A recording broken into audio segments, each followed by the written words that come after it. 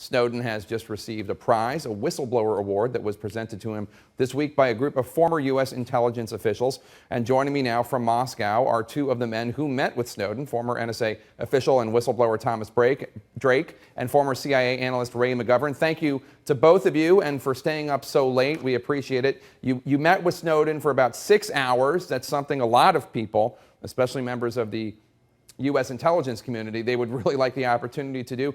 What is his life like now, and how would you describe how he's living? Ray and then Tom. Well, we wanted to show support for him and show him that a lot of people back home, as well as people visiting him, knew what he did and knew the tough circumstances that he faced. He appeared quite well. He was very articulate and very well up on things like the suggestions by the head of the House Intelligence Committee, Mike Rogers, and former CIA Director Mike Hayden, that Snowden might well be put on the kill list for assassination. When I asked Snowden about that, he just shook his head as if to say, my goodness, what have we come to? And Tom, I read a comment. And by all of his accounts, he's settling in quite well. And Tom, I read an account, and Ray, please join in as well, that the laptop computers that he carried, he told you, were actually empty. They didn't have intelligence information in them at all.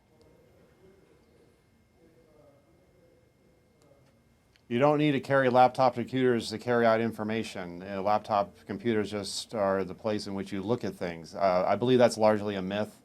There's a lot of and a lot of misinformation perpetuated as a result of his escape from the United States and disclosures he made to the press. And Tom, were you told not to go to Russia by the Obama administration? Did they weigh in at all?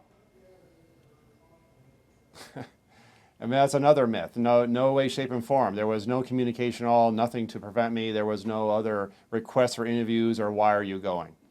Not at all. Ray, what are his concerns right now? Is he worried about that he will have to live in Russia for the rest of his life? Is he worried about bodily harm coming to him?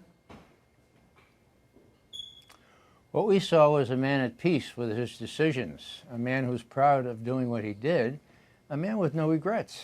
It was quite remarkable. A young fellow like that, willing to pay the price, as he said initially, for releasing these documents.